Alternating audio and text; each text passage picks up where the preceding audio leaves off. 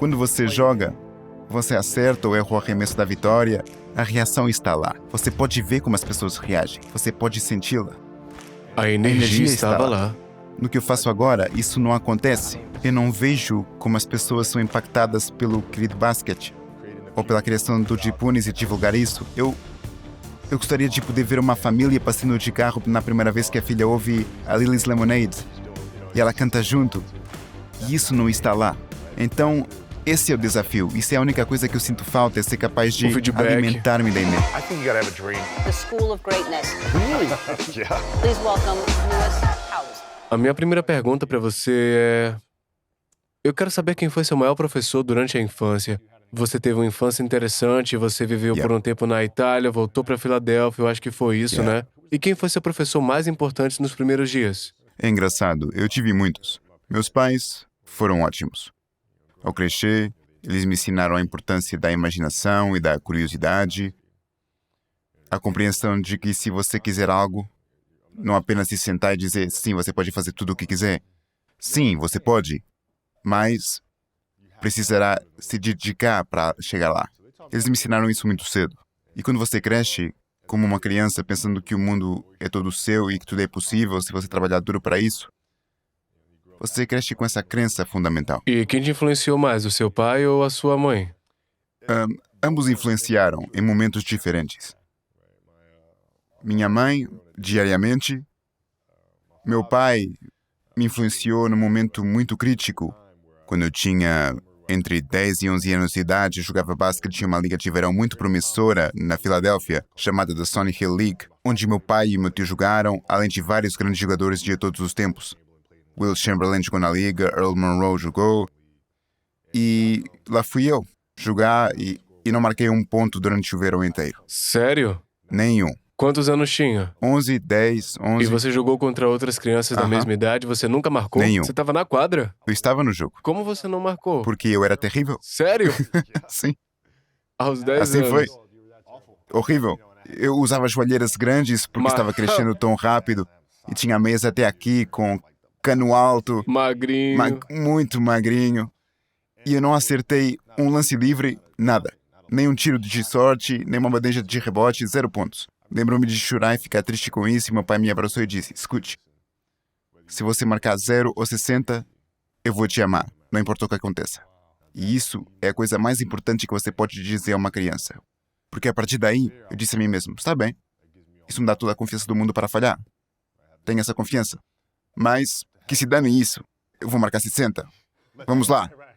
E de lá, apenas trabalhei. Fiquei com isso e continuei praticando. E foi aí que a mentalidade do trabalho duro surgiu em você, naquela idade, naquele verão, onde você falhou miseravelmente? Acho que foi aí que a ideia de pensar numa visão a longo prazo se tornou importante. Porque eu não ia igualar essas crianças em uma semana. Eu não ia chegar ao nível deles em um ano. Então foi quando me sentei e disse, ok, isso vai levar algum tempo. O que eu quero trabalhar primeiro? Muito bem, arremesso. Ok, vamos treinar. Vamos nos concentrar nisto. Meio ano, 6 meses, fazer nada além de arremessar. Depois disso, beleza, crie o seu próprio arremesso. Eu comecei a criar uma série de jogadas. Quando voltei no verão seguinte, estava um pouco melhor.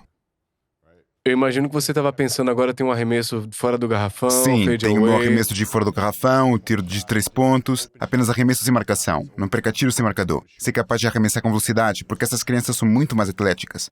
E no verão seguinte, voltei um pouco melhor. E no verão eu voltei, Você e no verão pontuou, seguinte eu estava um pouco melhor, eu pontuei. Não foi muito, mas eu pontuei. Foi com 12, 13... 12, 13. E então cheguei aos 14, metade dos 13, 14 anos de idade, e então eu estava dominando todo mundo. Isso aconteceu em 2 anos. E não esperava que acontecesse em 2 anos, mas aconteceu. Porque o que eu tinha que fazer era trabalhar os fundamentos e as bases. Enquanto eles confiavam no atletismo e a sua habilidade natural. E porque eu me agarrei aos fundamentos, eu os apanhei. E então os meus joelhos pararam de doer, eu cresci e... E aí seu atletismo, uma vez que você tem os fundamentos, Exatamente. o trabalho duro, mentalidade, somado ao Exatamente. atletismo é o fim do jogo pros outros, né? Foi fim do jogo. Uau, então a partir dos 13 você é bom na média. Eu era bom. E então, no final do meu... Quando fiz 14 anos, me tornei o melhor jogador do estado. Aos 14 Aos anos. 14 anos de idade. Então dos 12 pro 14 você passou de 0 pro melhor do Sim. estado, de todas as idades. Sim. Mas é simples. Se você fizer as contas e se pensar na frequência com que as crianças treinam, Eu digo isso para minha filha e para o time da minha filha, que eu sou treinador. É uma coisa matemática simples. Se você quer ser um grande jogador, se jogar todos os dias, 2, 3 horas, todos os dias, durante um ano, quanto você vai melhorar? A maioria das crianças joga talvez 1 hora e meia, 2 dias na semana. Pra Faça as contas. temporada. Não, você não vai conseguir. Não vai conseguir. Portanto, se você treinar obsessivamente 2 ou 3 horas por dia durante 1 ano, 2 anos, Você vai dá acelerar, saltos é. quânticos, cara. Um acampamento de verão por 2 semanas faz a diferença. Eu lembro de jogar basquete na Sim, infância. sim, é visível. Você volta com mais confiança Sim. pra jogar no playground contra os caras que venciam Sim. você. Sim, e como digo aos pais dos meus jogadores, seus filhos vão ser ótimos jogadores de basquete. Eles dizem, a sério? Não É existe. matemática. É isso. Você apresente todos os dias. Apareça todos os dias, trabalhe. Mas você tem essa mentalidade mamba no seu livro que sai em breve. E como você desenvolveu isso? É uma bela história sobre Jay Williams, e eu não sei se você se lembra Sim. dele. Onde, de uma entrevista um tempo atrás, ele falou quando jogou contra você. Acho que uma das primeiras vezes ele disse: eu vou aparecer cedo na quadra para poder treinar bastante antes de qualquer pessoa. E aí então ele apareceu Yeah. na quadra, não sei se foi em LA, eu não me lembro, e você já estava lá, já Aham. arremessando lances livres, treinando fundamentos. Ele disse: eu vou ficar aqui até o Kobe ir embora. Depois de um tempo ele disse: Deus, 1 hora e meia, 2 Tenho de horas, ir." eu tenho que ir, eu tô cansado. E Kobe continuava arremessando lances livres e acertando e repetindo fundamentos. Certo. Ele disse: então a gente jogou aquele jogo, você foi brilhante. Ele veio até você e disse: cara, você ficou lá por tanto tempo e como fez isso? Isso foi o que ele disse. Eu sabia que você estava observando e Certo. queria mostrar que eu estava disposto a superar você. Certo. Algo nesse sentido, não sei se Sim, você sim. se lembra. Você se lembra disso? Eu me Legal. lembro. Oh, claro. E eu pensava como é poderoso essa mentalidade que você desenvolveu e... eu não sei se você chama de mentalidade mamba, mas como você desenvolveu isso? E Bem, como começou? Começou no ensino fundamental e médio, porque muitos garotos contra os quais eu jogava eram dos bairros pobres. Eles me olhavam como se fosse um garoto mole. Era dos bairros nobres da Filadélfia. Seu pai jogou na NBA, jogou profissionalmente. fácil. Tem tudo fácil. Eu nasci em... todas essas coisas. Senti que eles podiam tentar ser físicos ou me intimidar e fazer essas coisas, o que eles podiam. Aí eu dizia, ok, você está tentando me intimidar, como eu vou intimidar você? Como posso descobrir alguma maneira de acabar com você mentalmente? Como te posso mostrar que, não, eu tenho a vantagem? E foi assim que começou para mim. Descobri como ter vantagem sobre o adversário dessa E forma. o que você faria para abalar psicologicamente seu adversário? Bem, eu tinha um acampamento que eu costumava frequentar, e naquela época, quando eu fui pela primeira vez, eu estava no 2º ano. E uma das coisas que eu fazia, quando todos os outros estavam no refeitório, comendo e fazendo outras coisas, eu ia para a academia. Eu ia para o ginásio. Quer dizer... Estavam descansando, estavam comendo... descansando, eles me viam sair. Aí você fica numa posição complicada, porque pensa, eu quero ser igual. Se seguisse ele e fosse treinar, mas sei que ele está trabalhando, ele acordou cedo, está fazendo Uau. tudo isso. Então, essa foi a minha maneira de mostrar a eles que sim, que eu posso ser de um bairro nobre, mas você não vai trabalhar mais do que eu. Uau. Eu vou ser muito mais forte mentalmente. Alguém te ensinou isso ou você mesmo que criou? Tipo, vou entrar na cabeça das pessoas. Acho que é apenas encontrar maneiras de ser melhor e ganhar o jogo. Começou como um mecanismo de defesa, porque eram eles que falavam mal de mim. O garoto de Itália, blá blá blá, e diversas coisas. E eu não podia deixar, eu tinha que me defender. E depois acabou por se transformar em algo divertido. Eu posso dizer algumas coisas divertidas, sim. E em italiano. É em italiano. Yeah. E é interessante porque eu nunca fui superdotado fisicamente, eu sempre fui muito bom, mas eu nunca fui também o mais rápido, o mais alto, o mais forte. Mas eu lembro que a minha vantagem era: eu não vou pra festa, eu não vou Certo. beber álcool, eu nunca fiquei bêbado, Certo. porque eu pensava, eu preciso de cada minuto.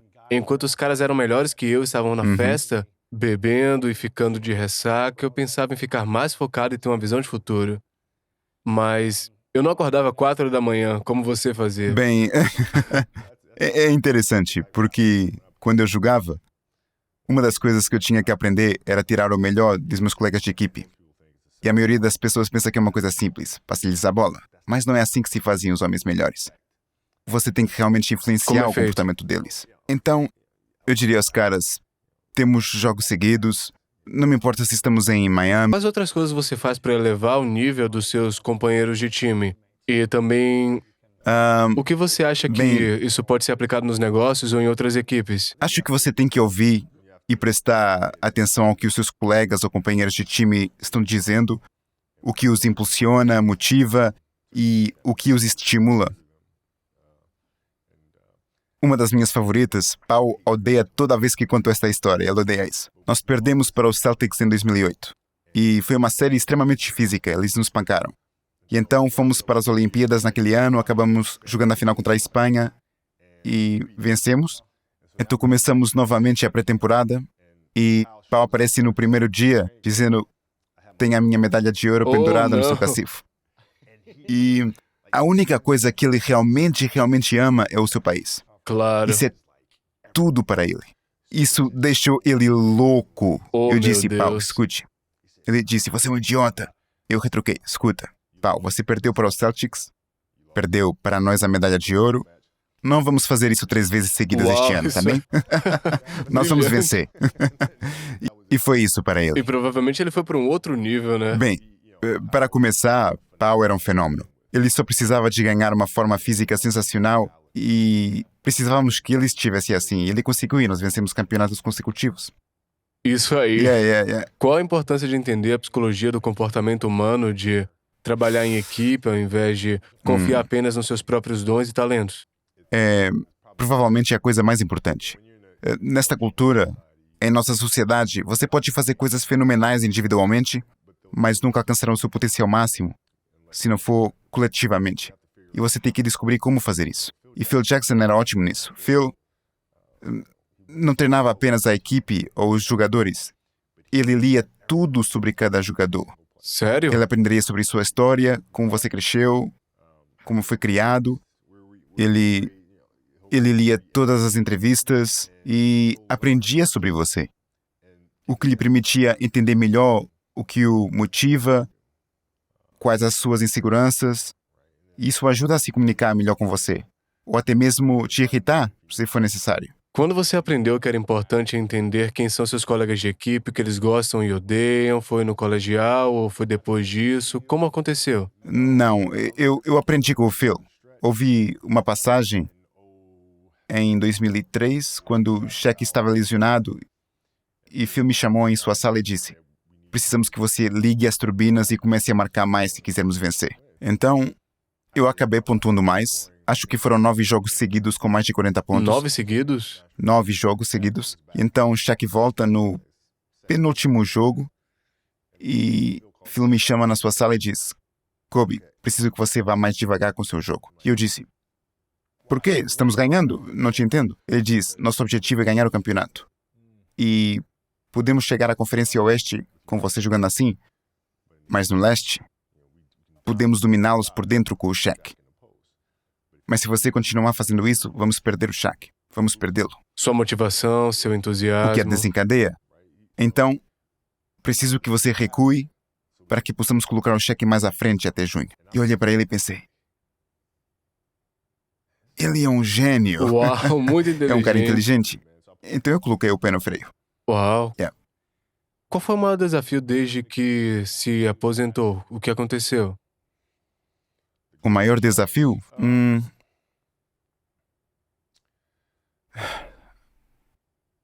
Eu acho que é... Você ganhou um Oscar, tá lançando podcasts, programas, tem um livro para lançar. Yeah. Mas é diferente. Estávamos falando sobre isso no escritório no outro dia. Quando você joga, você acerta ou erra o arremesso da vitória, a reação está lá. Você pode ver como as pessoas reagem. Você pode senti-la. A energia A tá lá, energia né? está lá. No que eu faço agora, isso não acontece. Eu não vejo como as pessoas são impactadas pelo querido basquete ou pela criação do Jipunes e divulgar isso. Eu gostaria de poder ver uma família passando de carro na primeira vez que a filha ouve a Lily's Lemonade e ela canta junto. E isso não está lá. Então, esse é o desafio. Isso é a única coisa que eu sinto falta, é ser É a capaz de avaliação, né? alimentar-me da A reação energia. instantânea que você Sim. tem quando acerta um arremesso, ganha ou Sim, perde. sim, cara. Tanto faz como você se sentisse Sim, perfeito, né? sim. Sim, isso é a única coisa. Porque eu também passei muito tempo com mentores. Já estive nos estúdios da Pixar e da Uau. Disney, eles têm sido absolutamente maravilhosos, a animação da Disney. E eu conversei com eles sobre a Frozen, a Moana, e como as crianças gostam delas, e eles dizem sempre, oh, isso é incrível, porque eles nunca têm a chance de ver isso de verdade. Eles não Eles são... estão vendo no cinema como... Não, e eles não têm tempo para ir à Disneylândia, passear pelo parque e ver quantas famílias estão aproveitando o conteúdo que criaram, porque estão ocupados criando a Criando, próxima. Sim, então essa é a única coisa. E qual o maior desafio para a maioria dos atletas quando eles se aposentam? Acho que é o medo de recomeçar, e isso com certeza estava presente em mim também. Sério? Sim, Tipo porque- de identidade... Bem, é começar do zero, porque quando você joga por 20 anos, eu joguei por 20 anos, você chega a um certo nível, você sente que, espera um minuto, eu tenho que recomeçar na base de uma montanha e tentar subir até o topo dela. Antes de mais, que montanha estou escalando? Nem sei o que vou fazer daqui para frente. E é muito assustador. É Mesmo muito para você. assustador. É claro que sim, claro que sim. E o que me ajudou, na verdade, foi machucar meu tendão de Aquiles. Porque isso me obrigou a sentar e dizer, ok, hoje pode ser o dia que a sua carreira termina. A qualquer momento que você tá jogando, né? Agora, o que você faz? Você tem essas ideias de fazer algo com a sua vida depois do basquete, mas... E se hoje é o dia em que você... É isso, agora o que você faz? Então eu tive todo esse tempo sentado lá com a minha lesão no tendão de Aquiles e contemplando e pensando e disse, é melhor começar a trabalhar. Uau. E foi isso. Qual foi a visão que teve, então? Era o que está fazendo agora ou você teve outras ideias? Qual era a sua visão naquele momento? Eu me debati no início, porque a primeira pergunta que me fiz é a pergunta errada. É, qual é a maior indústria em que eu posso entrar? Era mais uma questão de grana ou... Sim. Pensando em dinheiro. Os atletas estão dizendo que não se pode ter mais renda ao se aposentar, seu rendimento está aqui. Eles dizem, ok, isso é um desafio, o que posso fazer? Uhum. Eu me lembro de ter Você ido lançou ao... um fundo ou algo assim? Eu fiz isso. Então, fui dar uma volta e disse para mim mesmo, ok, pare de pensar assim, você está pensando da maneira errada, porque você começou a jogar basquete. Porque adorava, tudo bem, o que você gosta de fazer? Bem, eu adoro contar histórias. Muito bem, vamos fazer isso. E foi aí que tudo começou para mim. E, além disso, comecei a aprender mais sobre a indústria financeira e sobre os jogadores falindo após se aposentarem. E eu me perguntei, ok, como posso minimizar as chances disso acontecer? O que posso fazer para investir o meu dinheiro sabiamente? Além disso, ajudar a controlar em certa forma o resultado. Então, eu liguei para Mike Repole. Ele foi um empresário que construiu Vitamin Water, Empire's Booty e outras empresas, e eu comecei a aprender com ele. E aí surgiu a oportunidade de investir em Body Armor, que É muito estamos bom, é bebendo agora. delicioso. Mas tudo isso veio da lesão Sério? e de fazer uma autoavaliação e enfrentar aquele quarto escuro do que vinha a seguir. Contar histórias é algo que você ama bastante, então qual é a história na sua vida que você fica voltando constantemente? Algo que você ouviu quando criança e te inspirou, um livro, um filme, que você se reconheceu nele? Isso é engraçado. Existem muitos filmes, mas há uma frase de um dos meus professores de inglês na Lower Merion, o Sr. Fisk. Ele tinha uma ótima frase que dizia, descanse no final, não no meio. E isso é algo que eu sempre faço. Eu não vou descansar, vou continuar pressionando. Há muitas respostas que eu ainda não tenho, até mesmo perguntas que eu não tenho. Mas vou continuar. Eu vou continuar e vou descobrir essas coisas à medida que avançamos. Basta continuar construindo dessa forma. Eu tento viver de acordo com isso, o tempo todo. Descanse no final. Descanse no final. Qual é a pergunta que mais corrói você que você ainda não respondeu? A pergunta que me come vivo e que eu ainda não Que respondi. você ainda procura a resposta? Eu ainda estou procurando a resposta de como contar uma boa história. acho que ninguém tem essa resposta. Eu, quando me sentei para escrever Dear Basketball e refleti sobre o que eu queria dizer, você tem certos atos na forma como você estrutura certas coisas, os altos e baixos da história, certas formas que existem desde o início dos tempos. Mas é uma ciência tão exata, Desafiador, né? certo? Então, E... essa pergunta é realmente interessante. e por que você quer contar uma grande história? Acho que as histórias são o que move o mundo. Seja uma história inspiradora ou informativa, nada neste mundo se muda sem uma história. Quer seja o mundo político ou o mundo esportivo, nada se move sem uma história. Portanto, acho que é a raiz de tudo. E se vamos tentar fazer do mundo um lugar melhor, as histórias são o lugar certo para concordo. começar. Mas a maioria das pessoas não entende. Meu último ano, as pessoas vinham até mim e diziam: o que você vai fazer? E eu dizia: eu vou ser um contador Sério? de histórias. E E eles diziam: ficavam, "Você tá está falando o bem, quê, cara. cara? Então, que é que tu vai fazer o que de vai verdade?" acontecer? O que vai acontecer quando você se aposentar é que vai passar uma semana de depressão. E depois a segunda semana vai ser com uma negação e tudo mais. Eu estou bem, cara, sério, eu estou bem. Porque depois de um tempo eu me cansei disso e disse apenas: não sei, eu vou jogar golfe ou algo assim. Só falar uma mentira, né? Não vou fazer nada. Vou investir em imóveis. Não importa, não vou fazer nada, vou apenas descansar. Qual é a sensação de perder pra você? É emocionante, Por que emocionante? porque significa que você tem maneiras diferentes de melhorar. Há certas coisas que você pode descobrir, das quais pode tirar vantagens, certas fraquezas que foram expostas e que você precisa fortalecer. Portanto, é emocionante, quer dizer, é horrível perder. Mas, ao mesmo tempo, há respostas, se você olhar para elas. Você tira mais conhecimento da derrota do que da vitória, né? Sim, as respostas também estão lá quando se ganha, basta olhar para elas. Portanto, é um processo constante. É emocionante quando você ganha e quando perde, porque o processo deve ser exatamente o mesmo nas duas situações. É você olhar para trás e encontrar coisas que poderia ter feito melhor. Você encontra coisas que você realizou bem, que funcionaram, descobre por que e como elas funcionaram e como você pode fazê-las funcionar novamente. Mas o mais difícil é lidar com essas coisas. Esse é um desafio muito Então quer grande dizer, e você se difícil. encara no espelho e diz, ok, foi assim que eu joguei, ou foi isso que aconteceu. Vou lhe dar um exemplo. Katie Lou Samuelson é uma das melhores jogadoras de basquete universitário do país. Ela joga na Universidade de Connecticut, vai se formar no próximo Logo, ano, né? muito em breve. Ela é de Huntington Beach, muito perto daqui, e vem trabalhar com algumas das minhas jogadoras e ajuda nos treinos.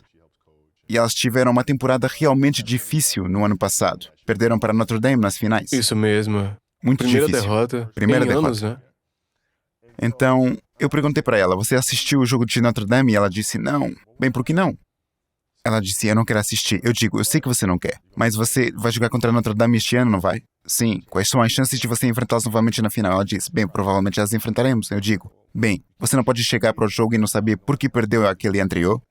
Então, os erros que você cometeu naquela partida é difícil, mas você tem que assistir e estudar aquele jogo para não cometer os mesmos erros outra e outra vez só porque você não teve a coragem suficiente para enfrentá-los. Então, ela veio para o escritório, eu a levei para a sala, nos Uau! sentamos e assistimos ao jogo juntos. E você tem que lidar com Encara. isso. Você tem que lidar com isso, aprender com isso. Caramba, deve ter sido difícil pra ela reviver isso. Yeah. A gente podia ter vencido, tudo que vem na cabeça. Exatamente isso, não é? Se pelo menos eu fizesse Exatamente isso, assim mesmo. não fizesse aquela falta. É isso se mesmo. eu- É bem por aí. Você olha para ela e diz: opa, aí está o problema. Nossa! Aí está o erro. E todos esses pequenos detalhes. E é péssimo. Mas você não quer ter essa sensação novamente, pois não? Então você tem que encarar e estudar. E isso não significa que você vai ganhar na próxima vez, mas pelo menos você terá mais chances de vencer. E como era a sua rotina natural depois de cada partida? Você assistia quase todos os jogos ou alguns? Todos eles. Todos Todos. eles? O jogo Todos. inteiro? O jogo todo. Não, para com isso. Então, começou quando eu era quando Phil Jackson, seu primeiro ano aqui com os Lakers, um dos seus assistentes técnicos, Tex Winter, que eu chamo de Yoda, ele tinha uns 82 anos de idade quando chegou aqui. E ele foi responsável por me ensinar o triângulo ofensivo. Quantos anos você tinha? Eu tinha 21. É, tinha que ver a fita, né? Isso, lá pelo meu quarto ano. Então, eu fui até o quarto dele, e isto quando não havia iPads ou algo parecido. Quando você está na estrada, você tem que ligar para a recepção, eles tinham que trazer a TV com a bobina, o VHS, a fita cassete, você coloca. E eu pensei que iríamos ver o que chamamos de toques. Observar todos os toques quando eu tivesse a bola, todas as decisões que foram tomadas, as boas e as más. Não era isso, estávamos assistindo do Oh, meu início ao Deus. final do jogo. E não a transmissão da TV. Estamos assistindo a transmissão do estádio. A linha de aquecimento, os intervalos. Sim, rebobinando, parando, avançando em câmera lenta. Cada pequeno detalhe de cada jogo daquela temporada. Com o Yoda de 82 anos. Deus do céu. Que é do mais brutalmente honesto que você vai ter. E o que essa temporada te ensinou? ela me ensinou a olhar para os detalhes, ver as pequenas coisas, a linguagem corporal e ver a energia entre os jogadores, nosso time e a outra equipe.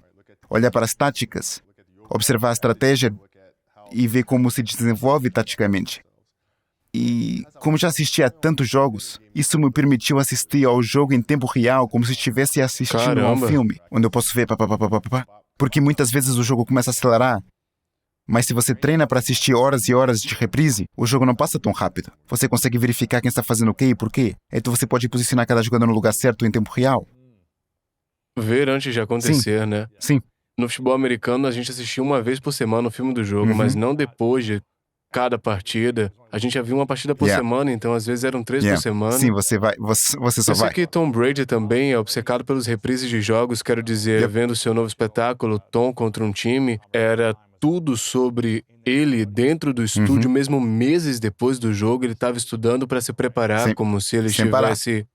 Você acha que essa é uma das chaves, como se você não estivesse vendo o mesmo filme, seja como um orador no palco, ou como um artista, ou como um músico? Você tem que aprender, cara. A mesma coisa acontece com a Sério? Beyoncé. Após a sua performance, ela vai imediatamente rever o show no seu laptop. Não. Sim, para ver como fazer melhor. O que poderíamos ter feito diferente, certo? É uma obsessão que vem junto. Você quer que as coisas sejam o mais perfeitas possível, entendendo que nada é perfeito. Mas o desafio é chegar o mais perto possível da perfeição. E o que você pode fazer está em suas mãos. Portanto, controle aquilo que puder. Possa assistir fitas o dia todo, vai me ajudar. A melhorar, né? Sim. E você conseguiu que seus colegas de equipe seguissem essa obsessão que você tinha? Você os encorajou? Como foi a estratégia? Não tem como forçar alguém a fazer isso. Mas o que você pode fazer é alterar o comportamento e também mudar a linguagem de como eles falam sobre o jogo. Então, no ônibus, nos aviões, no vestiário, após o treino, eu assistia ao filme, puxava o Paul, Lamar e Fish para o meu lado e dizia: vamos ver isto, provavelmente deveríamos ter feito isto, Então aquilo você e mostra um aquilo. pouquinho pra eles Sim. aqui e ali. E você fala com eles sobre a execução. Nunca é, vamos lá, galera, podemos fazer melhor, vamos lá, podemos fazer melhor. Isso é uma coisa de apoiador. Um líder tem que tratar de ajustes táticos. Coisas que podem ser feitas. Ok, a defesa está fazendo isso e aquilo, mas deveríamos fazer daquele jeito. Então, por causa do seu exemplo, no meio da temporada, você começa a ver que eles se comunicam da mesma forma com você.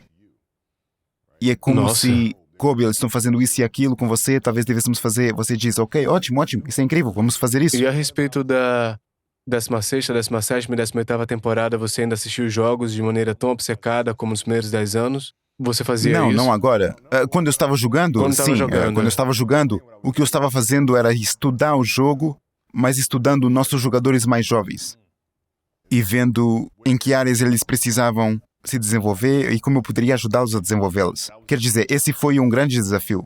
Você deixa de querer ser o único jogador dominante para entender, eu tenho que ajudar esses outros caras. Como posso ajudar os outros? É difícil. Você foi tão dominante ao longo da carreira, um dos maiores de todos os tempos. Você tinha alguma fraqueza? Porque, obviamente, você estava sempre tentando dominar suas fraquezas para que se tornassem pontos Sim. fortes, mas no meio ou perto do fim, você ficou tipo, caramba, eu ainda não sou tão bom nesse fundamento aqui. O desafio para mim sempre foi a compaixão e a empatia. Porque você estava sempre, galera, vamos lá, vamos ganhar, cala a boca, não reclama. Eu não quero ouvir as suas reclamações. Eu não sem quero ouvir desculpas. isso. Não me diga que a água está agitada, apenas traga o barco. Eu não quero ouvir isso. E é engraçado, entendendo que estes caras têm vida fora daqui. Tem outras coisas Tem outras coisas acontecendo na vida deles que podem afetar a maneira como estão jogando, ou a maneira como estão agindo. E foi difícil para mim entender isso, porque nada me incomodava. Qualquer coisa pessoal, nada disso me E incomodava você quando eu separou, jogava. Muito bem. Portanto, eu não conseguia entender como os meus colegas de equipe não conseguiam fazer isso. Então eu tive que trabalhar esse aspecto. Isso é difícil, Sim, é. Você sente que nunca teve a compaixão que você gostaria de ter tido, mesmo nos últimos anos? Sim, acho que por volta de 2009 as coisas começaram a mudar para mim. Eu comecei a fazer um esforço consciente para entender melhor. E isso não significa que você tenha compaixão e empatia para ser mais brando com eles. É mais você se afastar, se colocar no lugar deles e entender o que eles estão sentindo. E então, você tem que tomar certas decisões sobre quais chaves eu tenho que virar para elevar este jogador a outro nível. Portanto, não se trata de ficar de braços cruzados e ser feliz. Você é o líder. Seu trabalho é obter o melhor deles. Mesmo que eles não gostem no momento. Uau. E do que você mais se orgulha nas suas 20 temporadas? Sinceramente, pode parecer pode parecer um pouco superficial, mas tenho que dizer vencer os Celtics no jogo 7. É disso que mais me Por orgulho, quê? porque foi o mais difícil.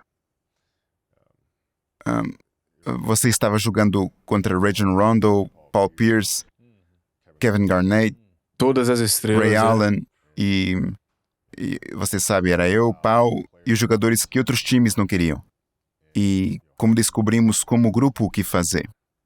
E a razão pela qual eu gosto tanto dessa série é que estávamos perdendo por 3-2 contra Boston.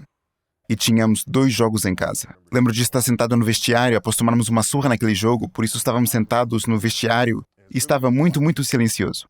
Estou ali sentado olhando em volta e acabamos de perder para os Celtics em 2008, então isso é como vingança, eles estão nos vencendo novamente. Então eu me sentei e comecei a rir. E depois lembro que Derek Fisher olhou para mim e Lamar olhou para mim e Lamar disse, o que é engraçado? Eu disse, cara, nós levamos uma surra. Eles nos pancaram. Eles dizem, eu estou perdendo a parte em que é engraçado. Eu disse, cara, escute, se começarmos essa temporada e eles disserem, tudo o que você tem que fazer é ganhar 2 jogos em casa e você será campeão da NBA, você aceitaria isso? Eles dizem, sim, é tudo o que temos que fazer. Vá para ganhe casa, 2. ganhar 2, somos campeões da NBA. Tudo o que temos que fazer é ganhar 2 jogos seguidos, é isso. Nós cuidaremos do primeiro jogo e prometo que eles não vão ganhar o jogo 7 em nossa casa. Isso não vai acontecer. Então todos rimos. E saímos e descobrimos. Mas aquele 7º jogo foi... Nós perdíamos por 15 pontos no 4º período. E é quando você tem que olhar para os companheiros coletivamente e dizer, seu espírito de equipe tem que ser bom. Porque é aí que as equipes se fragmentam. E se não tiver energia entre eles e não tiver essa confiança, você está acabado. E podemos juntos cavar fundo e dizer, ok, vamos resolver isto. E eu não estava jogando bem, eu não estava fazendo nenhum cesto. E então meus colegas de equipe... Eles o puxam, né? E eles te ajudam também, cara. Sim. Olha, eu quero ser respeitoso com o seu tempo. Eu sei que a gente tem 5 a 7 minutos. Eu vi no Instagram que você se levanta às 4, sozinho, no escuro. E, novamente, você teve uma das carreiras mais incríveis possíveis de todos os tempos. Teve tudo, ganhou grana. Você tem um Oscar, cara. Você tem todas as coisas acontecendo e ainda tá acordando e indo pra academia 4 da manhã pra fazer exercícios. E você acabou de fazer 40, Sim. né? Meus parabéns. Obrigado. Espero chegar tão bem aos 40 como você. E por que continuar acordando tão cedo e treinando nesse nível, nessa idade? Bem, há vários fatores para isso. Quando me aposentei, pela primeira vez fiquei um pouco mais Sério, solto. você Sim. começou Foi a comer, incrível. Eu estava... aproveitou todos os dias. Deus, eu estava comendo o quê? Tarte de maçã? Mande vir. Bife? Manda pra cá. Batidos? Sim. Vamos Com a isso, vamos a certeza, isso. manda. Então o desafio foi, posso voltar na forma? E é realmente difícil, porque não há um objetivo final. Não tem Não há jogo, treino não para tem nada. temporada. Certo, então como você se motiva Como a fazer fez isso? Como você se motiva? E para mim, era como se eu tivesse que apontar para algo. Por isso eu disse, eu quero apontar para um tamanho, eu quero apontar para um volume, portanto isso é algo tangível, eu vou nessa direção. Mas também são os meus filhos. Porque seus filhos não conseguem ver o quanto você trabalha duro. Se você for ao escritório ou entrar no estúdio, eles realmente não veem o esforço. Então como podemos transmitir aos nossos filhos o que significa trabalhar duro? Bem, você faz através do treino. Assim, quando eu me levanto de manhã, minha filha vem comigo. 4 da manhã? Às 4 da manhã, minha filha de 15 anos vem comigo. Uau. Ela vem comigo antes da escola e isso torna uma coisa de pai e Isso filha. é ótimo. Ela acabou de tirar sua licença, então ela dirige pela manhã. Isso se torna um momento legal. Mas através desse processo, ela compreende o valor do trabalho duro e das coisas levarem tempo. E o mesmo com a minha filha de 12 anos, ela treina todos os dias. E é através desses comportamentos que eu encontro a motivação.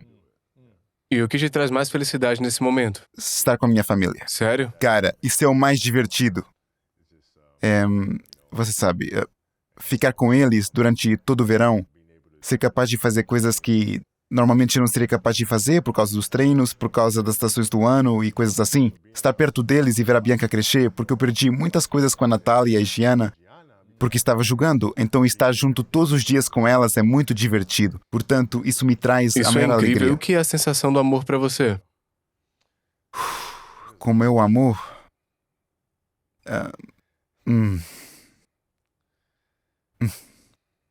A felicidade é tão... acho que não. Acho que não posso descrever o amor como felicidade. Acho que eu descreveria como uma bela viagem. Tem seus altos e baixos, seja no casamento ou na carreira. As coisas nunca são perfeitas. Mas através do amor, você continua perseverando e se passa por elas. Você passa por elas. E então, depois da tempestade, surge um lindo sol. E, inevitavelmente, vem outra tempestade. E adivinhe, você passa por essa também. Então, acho que o amor é uma certa determinação, persistência para passar pelos bons e maus momentos. Com alguém ou algo que você realmente ama. Você tem um novo podcast agora chamado The Punis, que eu comecei a ouvir. Ouvi os 2 primeiros episódios, são muito legais. São episódios de 13 a 15 minutos, que são desenhos para crianças, animados, e é muito legal. E o que eu mais gosto deles Sim. é que eles são divertidos e também tem músicas originais, tem toda uma pegada muito legal. Tem todos esses personagens diferentes. Você ensina história de uma maneira divertida e eu gostei da última, onde você fala sobre a história para que a gente não se repita em nossas Certo. vidas. E você dá lições de como superar o fracasso para crianças, as inseguranças, os desafios que a gente enfrenta, e eu acho que isso é muito bonito. Eu queria que você falasse um pouco sobre isso. Sim, então, The Punis surgiu de...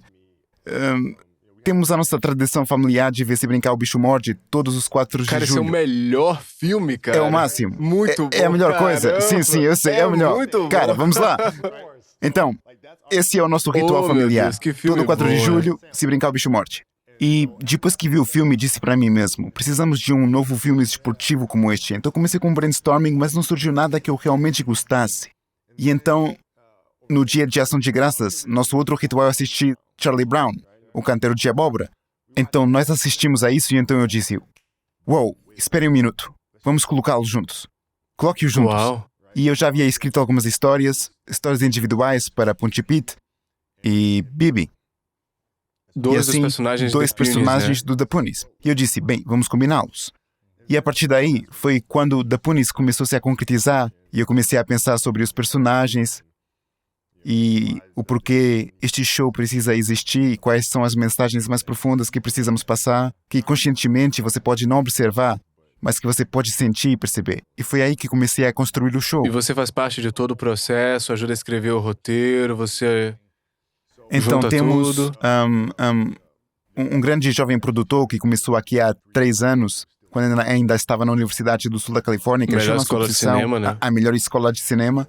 Então, nós trabalhamos juntos no projeto de cada episódio. Então, delineamos cada episódio, os pontos da história, e depois encontramos um grande escritor chamado John Haller, que é um grande escritor. Nós lhe demos o esboço e ele o tornou 1000 vezes melhor. Uau. E eu dirigi cada episódio Você e... faz toda a supervisão, lê os roteiros. Sim, eu dirigi. Então, o outro desafio foi encontrar grandes atores. Dublagem é totalmente Sim. diferente. Sim, é uma forma de arte desafiadora. Você tem que ser capaz de se Uma comunicar muito essência, só com uma a energia sua com a voz. voz, é. Sim, assim, o truque era encontrar atores que não tivessem perdido aquela pureza infantil. Eles ainda podem, sim, imaginar como crianças no parque e brincando. E quando os encontramos, eles realmente deram vida aos personagens. E agora aqui estamos nós com o The Punis, cara. É inacreditável. Eu quero que vocês façam um download agora mesmo e se inscrevam. The Punis no Apple Podcasts, Spotify, em qualquer lugar Sim. onde tenha podcast. Muitos pais escutam esse programa, então baixa e escuta no seu carro. E me faça um favor, pega o vídeo dos seus filhos no carro e manda pra mim ou marque um Instagram do Kobe também. Pode mandar pro Instagram, marca lá, é o @KobeBryant. Sim, por favor. Isso Porque seria incrível. Isso é incrível, vai dar uma ótima Oh, resposta. Deus, isso seria Ver incrível. como as crianças reagem, né? Mais uma vez, por favor, não filme e dirija, peça pra outra pessoa filmar. Sim. Ou então bota uma GoPro e grava, dura cerca de Sim. 15 minutos, levando o filho pra escola.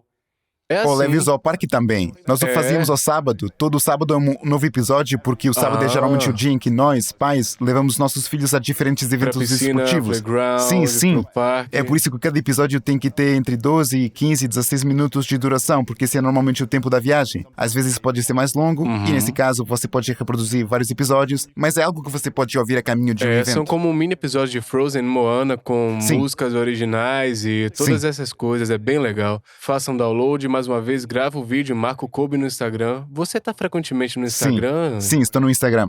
Marque ele. Especialmente a Lily's Lemonade. Ouça a Lily's Lemonade. Eu adoraria ver as crianças lá fora tentando cantar a canção da Lily's Lemonade. Eu amo isso. Espero que a gente tenha muitos vídeos pra Yeah. você. Seu livro sairá em outubro, chama-se Mamba Mentality. Você quer falar Yeah. sobre isso? Bem, o livro Mentality é realmente sobre o processo e a construção. Eu dividi o livro em 2 secções. O processo é realmente sobre o processo de preparação, através de lesões, da recuperação, através do estudo do jogo. Então, o ofício é o desempenho real e as táticas. Portanto, muitas coisas que aprendi sobre o jogo foram através de imagens. Você pode olhar para uma foto Fotos, e ver incrível. um jogador que faz um movimento, olha para o ângulo dos seus pés, vê como está usando as suas mãos na defesa. Eu posso realmente ir até o menor detalhe por meio disso. E é isso que você verá neste livro. É realmente uma bíblia do basquete. Mas também a Bíblia do seu mindset, né? Sim. Bem, você verá como eu divido as coisas, como eu olho para as coisas até ao mais pequeno detalhe. E essa é a melhor maneira de entender como ter esse tipo de mentalidade, fazer perguntas e depois encontrar as respostas. Isso te levará a mais perguntas e você encontrará mais respostas. E Eu é amo isso que isso. o livro Compre o livro. Você pode fazer uma pré-reserva agora mesmo. Faça o download do The Punis. Siga o Kobe nas mídias sociais. E a última pergunta é: qual a sua definição de grandeza? Eu acho que a definição de grandeza é inspirar as pessoas ao seu redor. Acho que é isso que é a grandeza, ou que deveria ser. Não é algo que vive e morre com uma pessoa. É como você pode inspirar uma pessoa a inspirar outra pessoa, que por sua vez inspira outra pessoa. E é assim que você cria algo que dura para sempre. E esse é o nosso desafio como pessoas, é descobrir como a nossa história pode impactar os outros e motivá-los a criar a sua própria grandeza. Caramba, eu quero te agradecer novamente porque você é uma verdadeira inspiração de verdade para muitas pessoas. E Obrigado, eu irmão. te aprecio muito como ser humano que você é. Muito Te obrigado. agradeço, Tamo amigo, junto. te agradeço. Somos ensinados a ir para a escola, a obter um diploma para conseguir um emprego e subir a escada corporativa. Mas as pessoas ricas não fazem isso. Elas não trabalham para subir a escada corporativa, elas trabalham para dominá-la.